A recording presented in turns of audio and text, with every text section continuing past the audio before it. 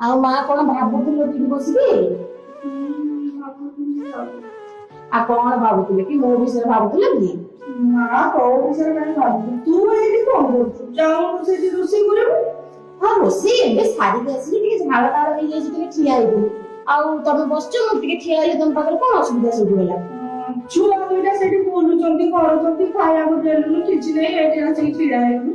ଆଉ ଛୁଆକୁ ତାଙ୍କ କାମ କରିବିନି? ତାଙ୍କୁ ଗାଧେଇ ପାଧେଇ ଦେବି, ଖୁଆଇଦେବି, ଆଉ ତାଙ୍କୁ କାମ କରିବିନି? ଆଉ ତମ ପାଖରେ ଟିକେ ଠିଆ ହେଇକି ଗପିବାକୁ ଭାବିଲା ବେଳକୁ ତମେ ଏତିକି କଥା କହୁଛ ମତେ। ସବୁବେଳେ ତ ଏମିତି କେଚର ହଉଛ ମୋ ଉପରେ ଯେ ଆଉ ଟିକେ ତମେ ଗୋଟେ ଛୁଆକୁ ଧରିକି ଏମିତି ହଉଛ? ଆମର ତ ଆମ ଟାଇମରେ 10ଟା ଛୁଆକୁ ଆମେ ଜନ୍ମ କରିକି ଏମିତି ରଖିଥିଲୁ। ଆମକୁ କିଏ ଥିଲେ କି ଆଗ ପଛେ? ଆମେ ପୁଣି ନିଜ କରୁଥିଲୁ। ଆଉ ସବୁ ତ ରୋଷେଇ ବାସ ସାରିଲେଣି ମା। ଆଉ ତମ ପୁଅ ଆସିଲେ ମୁଁ ବାଢିକି ବି ଦେବି, ତମକୁ ବି ବାଢିକି ଦେବି। କେବଳ